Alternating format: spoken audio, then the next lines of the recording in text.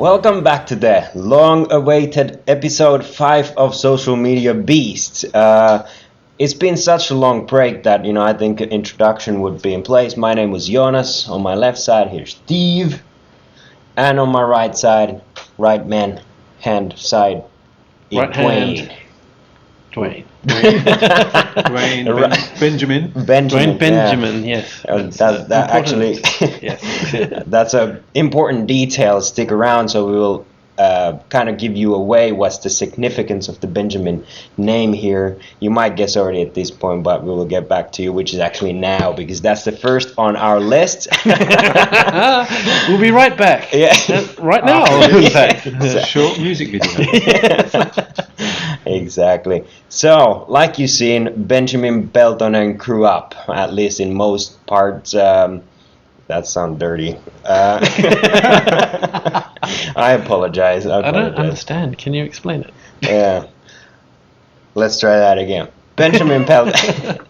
As you've seen on the magazine and all the channels and news outlets, Benjamin Peltonen did do a photo shoot that included a bunch of that was a big controversy from a guy who took selfies before and is kind of known for the teen idol, and he went kind of the adulthood with one big throw. What do you guys think? You saw it? Yeah, well, I mean, let's have a shout out for Benjamin because he is amazing on Instagram. Let's face it. He's done a fantastic job. Like, best in Finland, probably hands down. Yeah. It's his team. Yeah. His team, great team. Yeah. And he beats a lot of the brands, the bigger brands. He's the biggest on Absolutely. Instagram, I think, in the country, Yeah, that's I ridiculously guess it awesome. wasn't too long ago that he was more or less unknown. So he's really exploded onto the scene via social media more than anything. Yep. So amazing. Great job. What's the count at the moment? Do you guys know? Slots. It's a lot. We're talking about millions. What data do you want to know? Followers. How many followers has he got? 150,000 on Instagram. Average 30,000 likes a day. Yeah. Since a few months ago, 2.2 million likes. Right on. Something like that. Oh. 130,000 comments. And comments are, a bit fiddly to write on Instagram, so people have to really want to do that to write them. So. Have you seen any kind of brand interference here? Have brands picked up on the fame of Benjamin Peltonen? Has there been a change in his pictures? I haven't seen. Not yet. Well, you know what? Brands are usually the last ones to figure this kind of thing out. Yeah.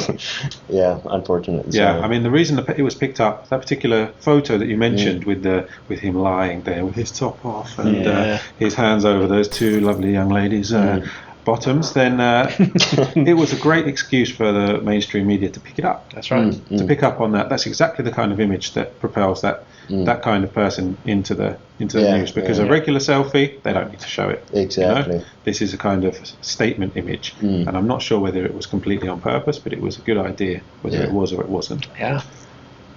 Yeah, absolutely.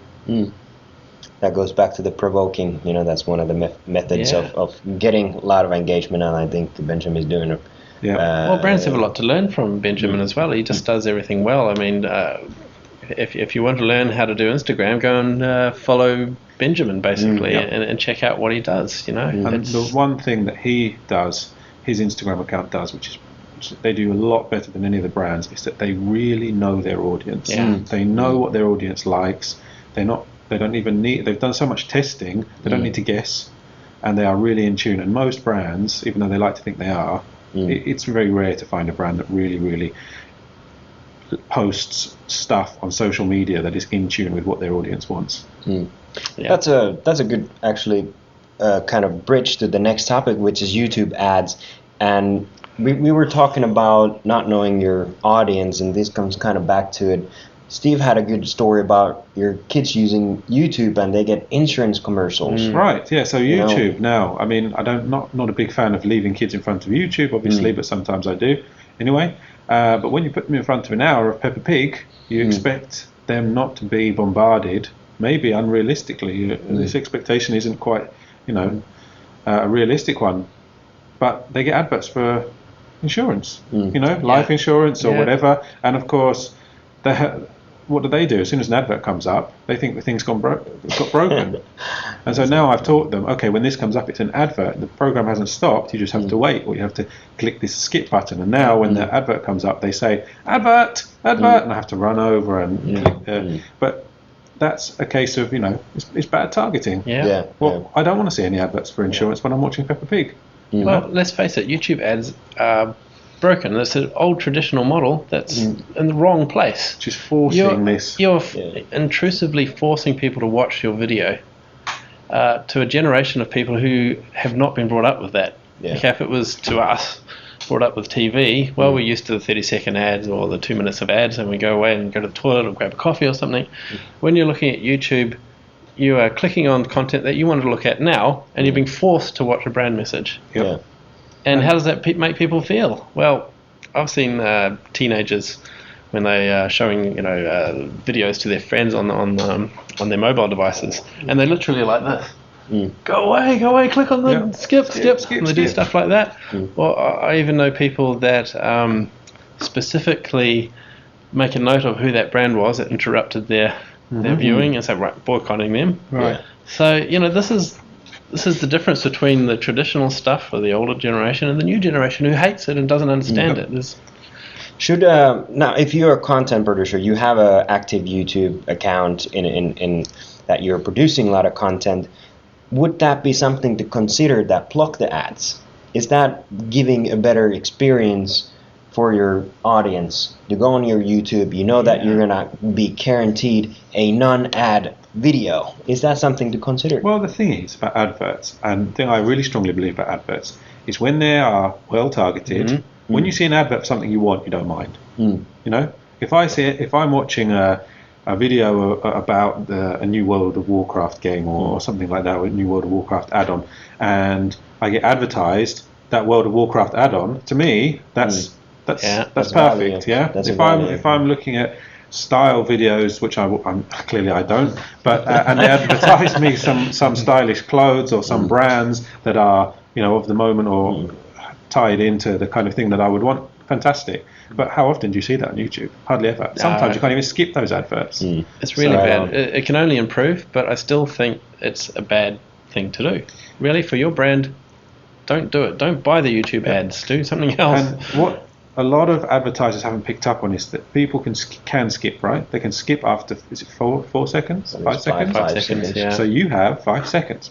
That's your pitch. That's your advert. 5 seconds before someone skips, because the default action for most people, well, I'm going to back that up, is skip. I want to skip. And someone interestingly said the other day on my Twitter feed, hey, I finally saw a really good YouTube advert, and the content within the first 5 seconds was really compelling. It was by Google. So, they're the only ones who can get it right, the people who actually own the platform. So that was something. Well, you're right. Perhaps most of the problem right now is that people don't know how to advertise on YouTube. And they're going to put their traditional TV ads on there. Exactly. And you get 5 seconds of some music. You don't even know what it's about. All you know is you want to skip it and get to your content. That's kind of... I was listening to this podcast the other day, and it said that they have, in average, 5 to 7 seconds to compel to whoever lands on your profile. So that's kind of like, could that be a mental shift that you recognize those first seconds as your most important elements, no matter the platform? Of course. Like you pin your tweet on top that has been the most engaged, and you want a message to your audience that this is all I'm about. And same with the ads. Use those seconds carefully. And make your pitch into the first seconds. And kind of think on step ahead. What happens when they land? What happens when they see this first tweet? What happens after that?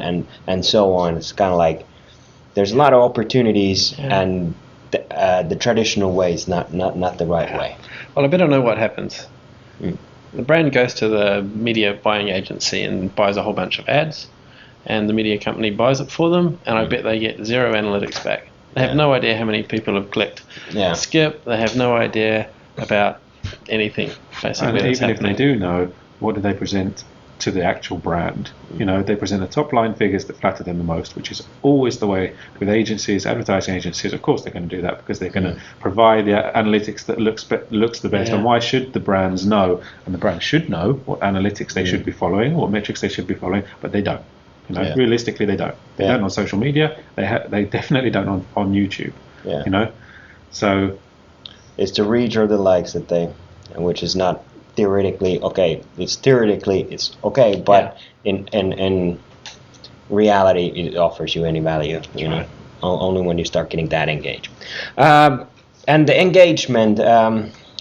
You guys probably heard about the new change in Facebook that you can no longer like-gate anyone. This basically means that you have to earn the likes with good content instead of blocking your visitors from your page before they like your page. And this is a fantastic change because it doesn't rely on people like us telling you, please don't do this like-gating, please don't force people to like your page, because now you can't do it. And it's the best thing that could have happened to your brand, basically. You can't force people to like your page. Yes! You're going to get people that actually like your brand to like your page now. Perfect! It's going to be smaller numbers. That's what you want. You want a smaller, engaged community. You don't want a huge, non-engaged community. So this is really good news. In the years gone by, you've seen this like arms race for likes on the page.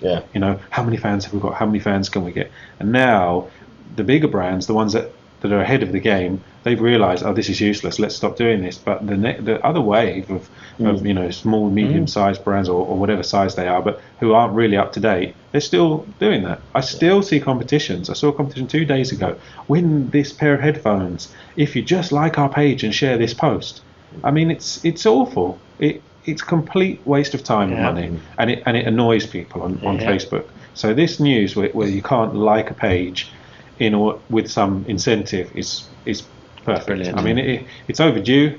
It's a small step, but it's a good move for Facebook, for Facebook users. Yeah. And I suppose the good news for brands out there who still want to incentivize people to like their page. Well, you can still advertise on Facebook for it and do it wrong, and you can still screw it up if you want to. So true. You can do it another bad, slightly worse, a slightly less bad way if you want to. But, so what's our beastly advice on just the brands who now are realizing that, this is the wrong way, we want to start moving towards the right way? Well, I've got a good case for you. What about Iltalehti? It's a Finnish tabloid. They have about 170,000 likes, out of a active population on Facebook for Finland is about 2 million, 2.5 million. So you're like, okay, we've almost got 10%, maybe 7 or 8% of total Facebook population. They regularly hit 1 million reach by posting the right content through those fans that are actually engaged and like their content and share their content. And for example, Joonas Villanen is quite a well-known social media guy here in Finland. He likes every brand's page that's been produced ever, except all the news agencies. And you know why?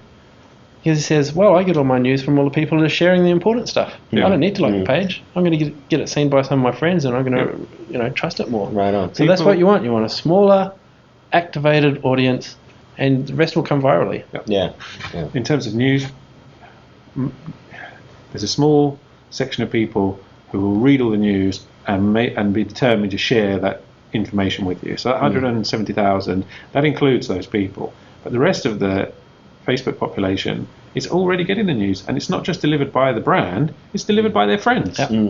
You share a news story, you like a news story, you comment on a news story, and I think, oh yeah, you like this one, and it's interesting to me because we share the same interests, and that's why I see it. And that's much more valuable than a brand showing it to you, than a brand showing you a news story direct. Right on. Okay, to the last point. This weekend on Saturday, 16th of August, there's a big event happening in Hartwall Arena. It's called TubeCon. So basically, this is a massive happening around the YouTubers. What? Yeah, YouTubers. Yeah. And it's a big old get-together. So if you're interested of seeing who's on top, who knows what they're doing, and want to have some fun, check out TubeCon on Hartwall Arena this weekend on Saturday. I'll be there Yep. I think Steve will be there. I'll be there.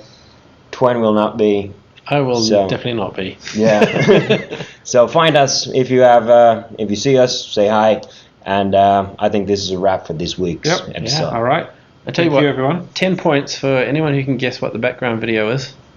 So send us a message on Social Beast, and you get 10 points. If you get it right. Oh, yeah, good. It's good. Yeah, we'll carry over those points over the whole season. Yeah. Whoever gets the most amount of points will get some sort of fantastic social media related gift. Yeah. They will win the internet. Exciting. Yeah. Exciting. And you don't have to like our page. Yeah.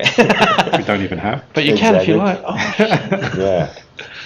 But we'll see you next time. Hopefully, the next time will be sooner than the last time. What we was like months and months. No more big breaks. That's no more big breaks. See you next week. Yep. Yeah. Next week. Should we give a shout out, a beastly shout out to someone? Let's see.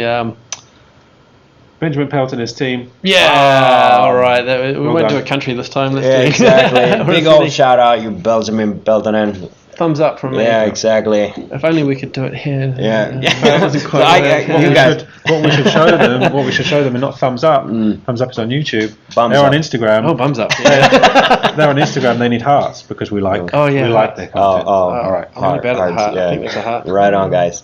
Okay. Yeah. 3 extra likes there for you. See you guys. See you next week. Bye. Bye.